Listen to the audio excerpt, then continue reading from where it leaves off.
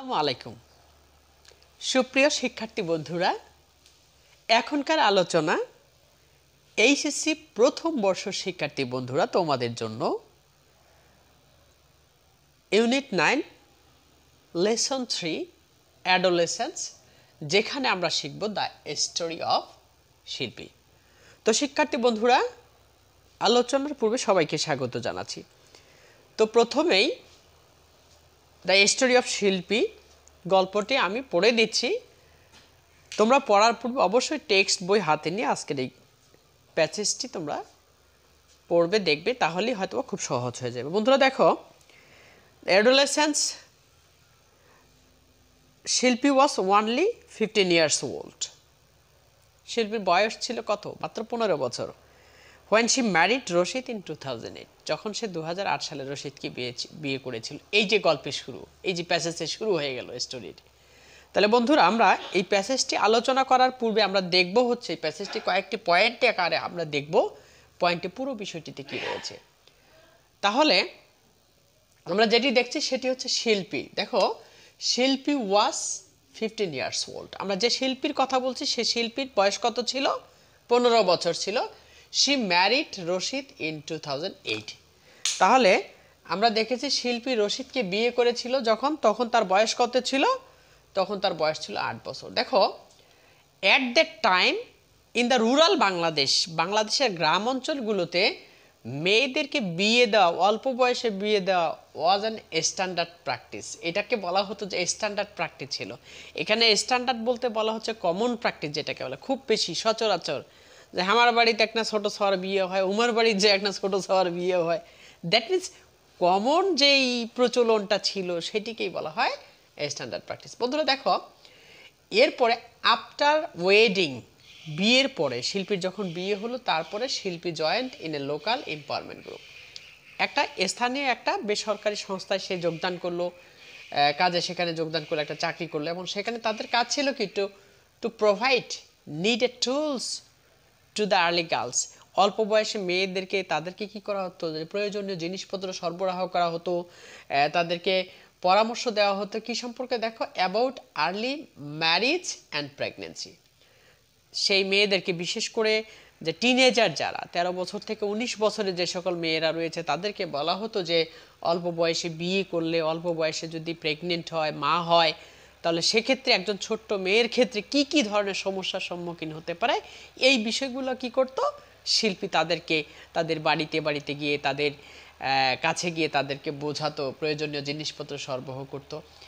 এর ফলে কি করত, তারা যেন বলতে পারতো সে no to early marriage and pregnancy.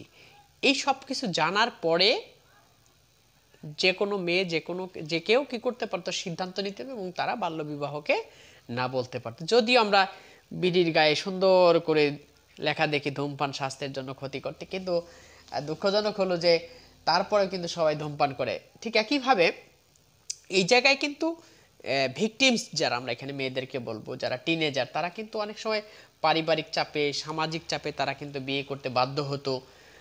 তারপরে দেখো, one of the non government organisations, প্রায় 10,000-এরও বেশি এরকম সারা দেশে বেসরকারি সংস্থাগুলো কাজ করত।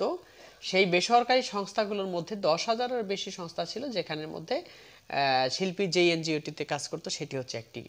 দেখো, তাদের কাজ ছিল ফর কোয়ালিটি অফ হেলথ, কিভাবে একজনের স্বাস্থ্য, বিশেষ করে মেয়েদের স্বাস্থ্য সুরক্ষা, সাউন্ড হেলথ কিভাবে তাদের থাকবে, হবে, সেই ধরনের ব্যাপারে কিন্তু তাদেরকে পরামর্শ করা হতো। বন্ধুরা দেখো, এরপরে আমরা যেটি দেখতে পারি ম্যাটারনাল মর্টালিটি রেট, যেটি আরও যে বিষয়টি তাদেরকে বলা হতো সেটি হচ্ছে যে এই যে অল্প বয়সে তারা যখন প্রেগনেন্ট হয়, অল্প বয়সে মা হতে যায়, তখন কিন্তু মায়েরা দেখা যায় সেই ডিজিজে কি করে, মায়েরা মৃত্যুবরণও করে। দেখো, যেটি দেখা গিয়েছে 2001 সালে, সেখানে পরিসংখ্যানে তোমরা প্যাসেজে দেখতে পারবে, সেটি 322 জন মৃত্যুবরণ করতো 2001 সালে যেটি ছিল। এবং দেখো 2017 সালে সেটি গিয়ে 50% কমে তোমার হচ্ছে 1 লক্ষ এর মধ্যে 173 জন যদিও মারা যেত, কিন্তু হচ্ছে কি এই যে মাতৃমৃত্যুর হার যেটি এটি কিন্তু অব্যাহত ছিল, এটি কিন্তু উন্নত তো সে জায়গা ছিল, নো নো চেঞ্জ, দেখো সেটি কোনো পরিবর্তন নাই। এরপরে দেখো আর্লি প্রেগনেন্সি কজেস হেমোরহেজ, দেখো এই অল্প বয়সে মেয়েরা যখন মা হতে যায় তখন তাদের প্রচুর পরিমাণে তাদের রক্তক্ষরণ, ফেস্টুলা, তারপরে দেখো পেইনফুল ইনজুরি, মারাত্মক ধরনের বেদনা, যাক অনেক এই ধরনের অসংখ্য তাদের কি করতো ব্যথা।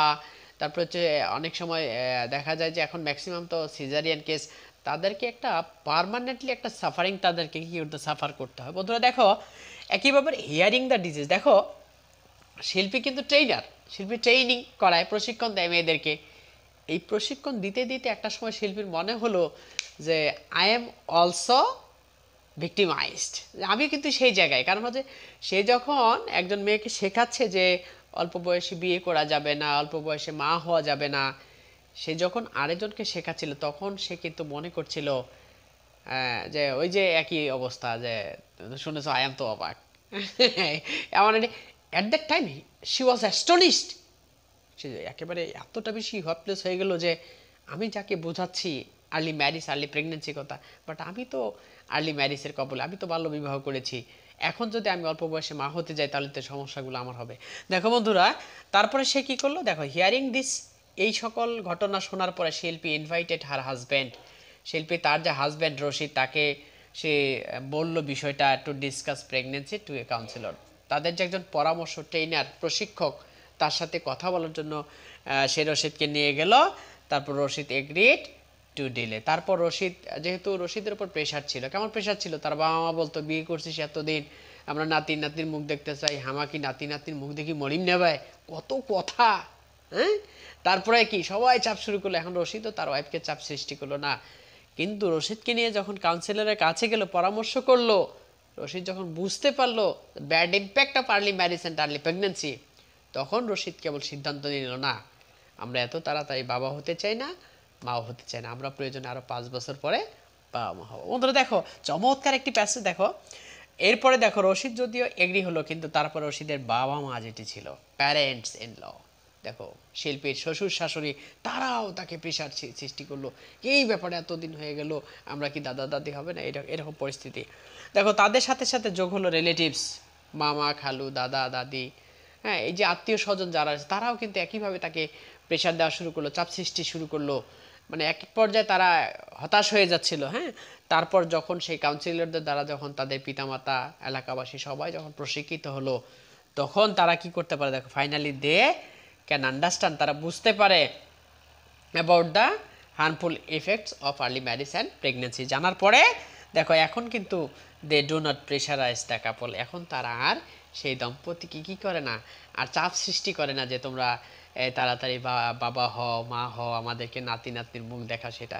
তো বন্ধুরা এই যে দ্য স্টোরি অফ শিল্পী, দেখো এই যে বাল্য বিবাহ, অল্প বয়সে মা হওয়া, এটির যে জটিলতা, এই প্যাসেজটিতে পুরো বিষয়টি একটি সমাজের যে হচ্ছে তোমার বাল্য বিবাহ এবং হচ্ছে অল্প বয়সে মেয়েদের বিয়ে দেওয়া এবং তাদেরকে মা বানানো, মা হওয়ার জন্য চাপ সৃষ্টি করা, এই পুরো বিষয়টি একটি আমাদের সমাজে কিন্তু এই শিল্পী, প্রত্যেকটি ঘরে ঘরে একটি শিল্পী রয়েছে, প্রত্যেকটি সমাজে একটি করে শিল্পী রয়েছে, আমাদের পুরো দেশে কিন্তু এরকম অনেক শিল্পী রয়েছে যাদেরকে এই ভয়াবহ সিচুয়েশনের মুখোমুখি হতে হচ্ছে। তো বন্ধুরা এই প্যাসেজটি পুরোটাই ভাবে পড়লে, এখন তোমরা যদি রিডিং ভালো করে পড়তে পারো টেক্সট থেকে, আমি আশা করি প্যাসেজ থেকে MCQ, question answer, flowchart, summary যাই আসুক না কেন তোমরা সবাই এখান থেকে উত্তর লিখতে পারবে।